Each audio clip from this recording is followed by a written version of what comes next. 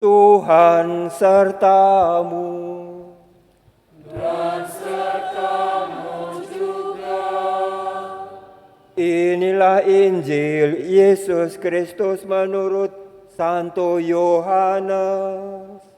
Dimuliakanlah Tuhan.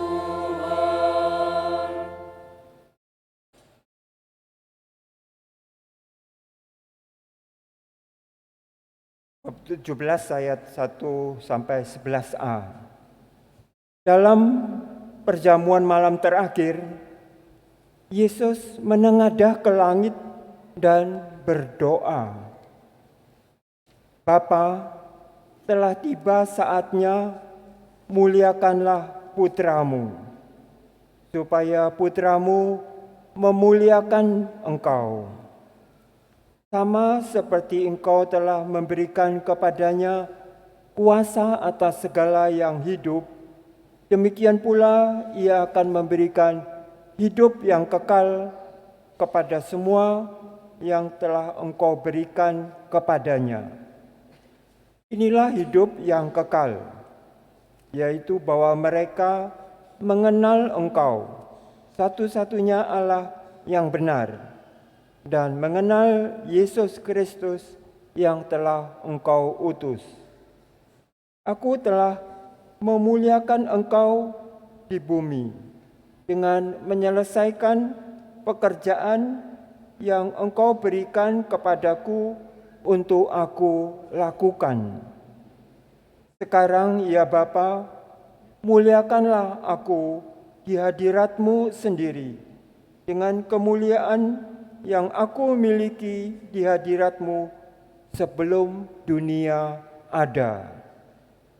Aku telah menyatakan nama-Mu kepada semua orang yang engkau berikan kepadaku dari dunia.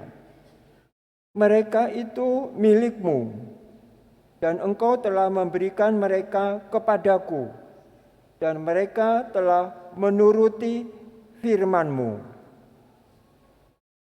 Sekarang mereka tahu bahwa semua yang engkau berikan kepadaku itu berasal dari engkau.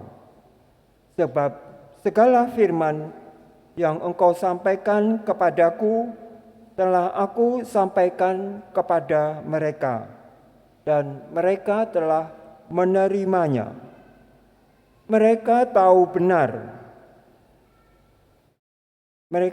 benar-benar bahwa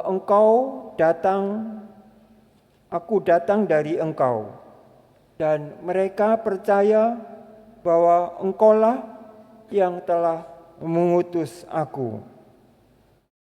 Aku berdoa untuk mereka, bukan untuk dunia aku berdoa, tetapi untuk mereka yang telah engkau berikan kepadaku, sebab mereka adalah milik-Mu, dan segala milikku adalah milik-Mu, dan milik-Mu adalah milikku. Dan aku telah dimuliakan di dalam mereka. Aku tidak lagi ada dalam dunia, tetapi mereka masih ada di dalam dunia, dan aku datang kepadamu." Demikianlah Injil Tuhan. Terpujilah Kristus.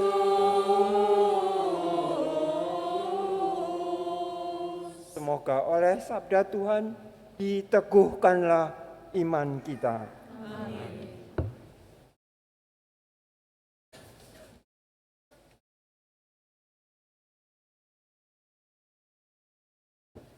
Seringkali mungkin kita berpikir tentang bagaimana membuat nyaman hidup di dunia ini. Setiap orang ingin damai, tenteram di dunia ini. Tetapi dunia ini berpikir bahwa damai, tenteram, aman sehat itu perlu harta atau katakan uang. Dan uang itu bisa berkuasa. Orang nyaman bila punya uang banyak. Itu pendapat dunia. Karena kalau kita sakit, kita pergi ke dokter atau ke siapa saja yang kita percayai, kemanapun mencari mereka itu untuk mendapatkan kesembuhan. Atau merasa tenteram, nyaman bila aku ini berkuasa. Berkuasa dapat memerintah orang, dapat mengatur orang lain, sehingga diriku aman karena dijaga oleh kekuasaan itu. Aman dan tenteram karena uang. Dengan uang bisa memberikan kepada nafsu kita apa yang kita inginkan. Semua bisa menjadi milikku. Karena itu dunia itu sampai sekarang terus bergejolak. Karena masing-masing mencari apa yang menguntungkan dirinya sendiri. Bukankah aku ini milikku? Aku bisa mencari apa yang aku butuhkan. Dan sekarang itu soal ekonomi, soal uang. Karena dapat menguasai ekonomi, maka keluargaku, rumahku, anggota komunitasku, atau negeriku bisa menjamin hidupku. Dunia ini ingin menjadi milik dunia. Tetapi apa kata Yesus? Yesus berdoa untuk murid-muridnya. Karena tahu bahwa murid-muridnya akan mendapatkan perlawanan atau tidak disukai oleh dunia ini. Karena murid-murid itu pilihan Bapanya di surga.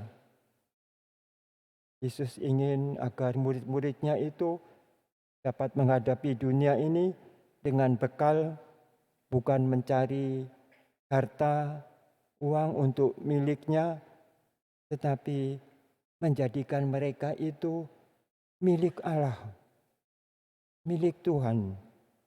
Allah itu satu-satunya yang mempunyai seluruh jagat semesta ini. Dunia ini miliknya. Tetapi dunia tidak mengakui milik Allah ini.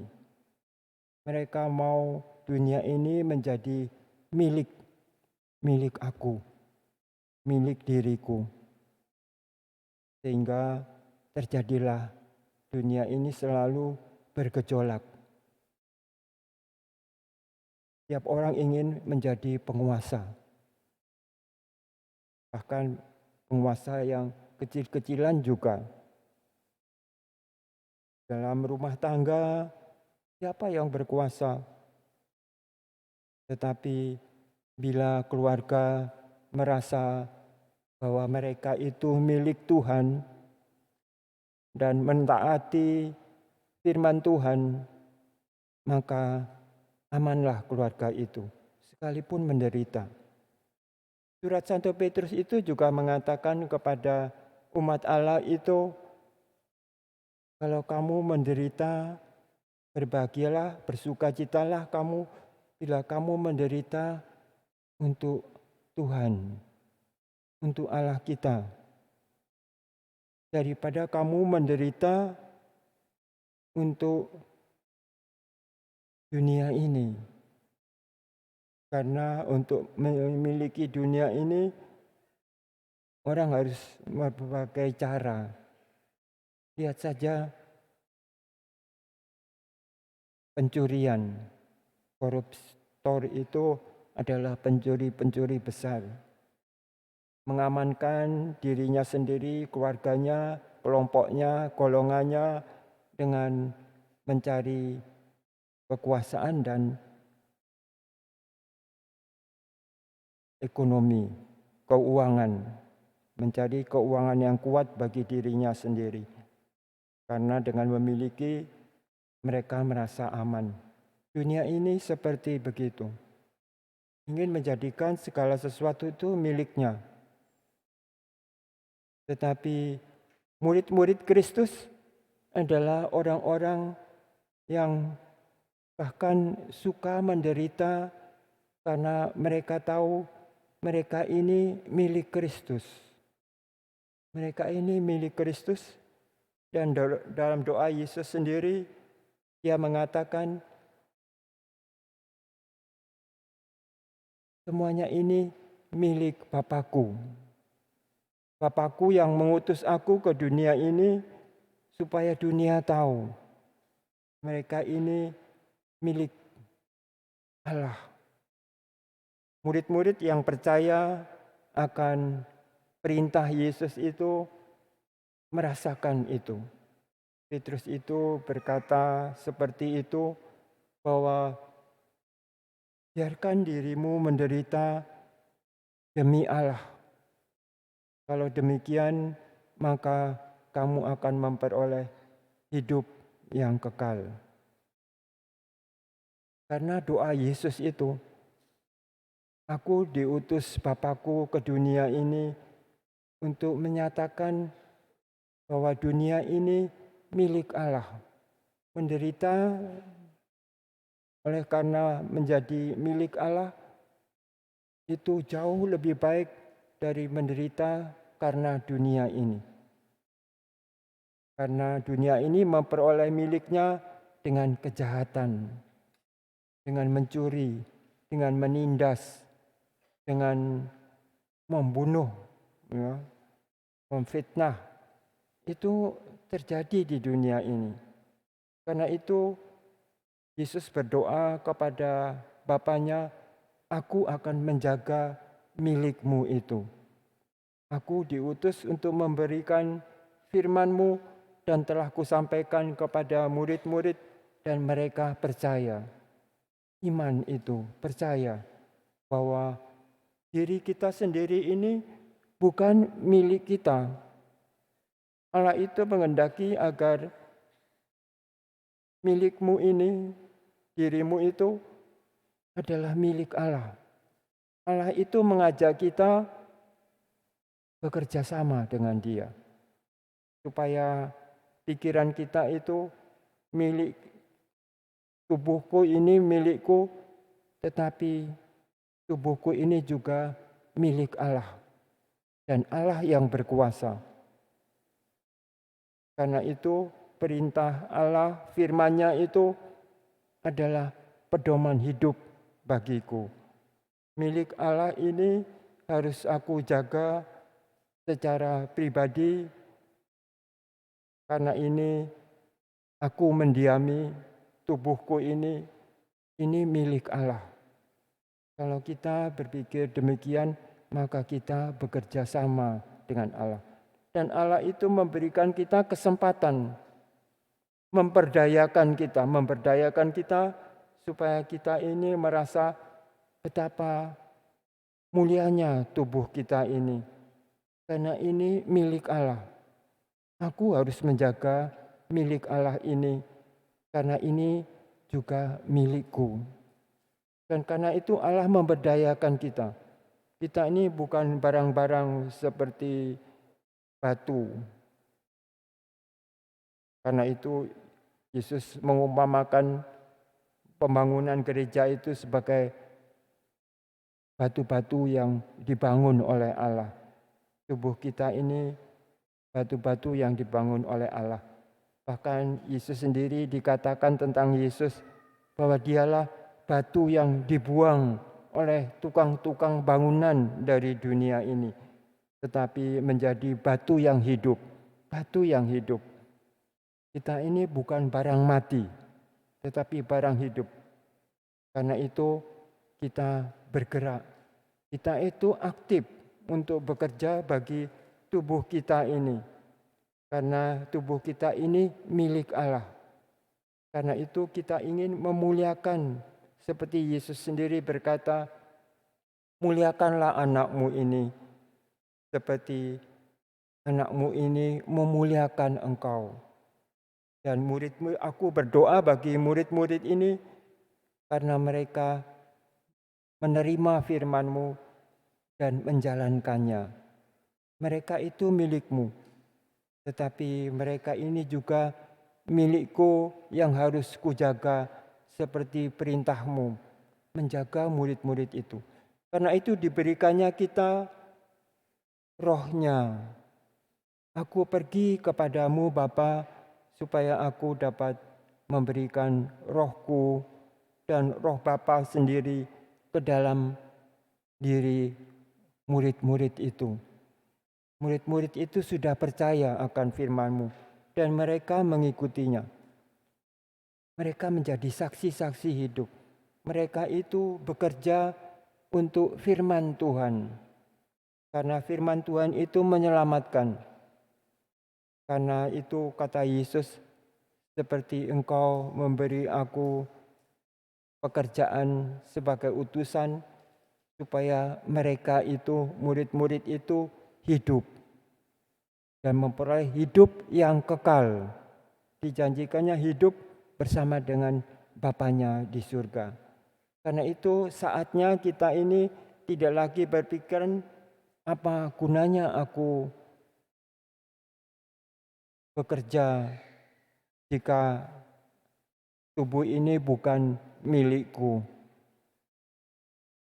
Bekerjalah untuk Allah.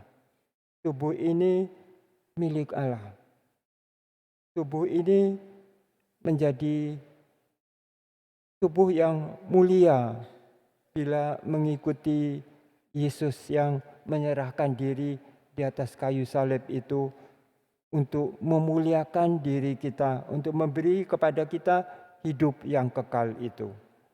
Marilah kita bersyukur apabila kita benar-benar percaya. Karena itu oleh gereja, kita mengatakan gereja itu umat Allah, bukan bangunan. Tetapi gereja itu bangunan yang didirikan Allah, bangunan yang hidup. Kita ini masing-masing gereja yang kudus. Kita percaya akan Roh Kudus, gereja Katolik yang kudus, persekutuan para kudus. Kita ini hendaknya bersekutu satu sama lain, karena pertama-tama kita bersekutu, bersatu dengan Tuhan Allah kita melalui putranya yang diserahkannya kepada kita. Semoga kita semakin mengerti apa artinya hidup di dunia ini. Supaya hidup ini menjadi hidup bakti, hidup yang dipersembahkan kepada Allah. Sekalipun menderita, jangan khawatir. Tuhan akan memberikan daya-daya, kekuatannya, keberanian, hikmat, penyertaan melalui Roh-Nya di dalam diri kita. Karena Roh-Nya itu diserahkan kepada kita, supaya kita membuka hati bagi Roh-Nya dan bersatu. Itulah kesaksian atas permintaan Yesus, jadilah saksi bagiku seperti Roh Kudus itu menjadi saksi. Saksi hidupku itu Roh Kudus itu. Bersatulah dengan Roh Allah yang ada di dalam dirimu, supaya kekuatanmu semakin menjadi nyata di dunia ini. Amin.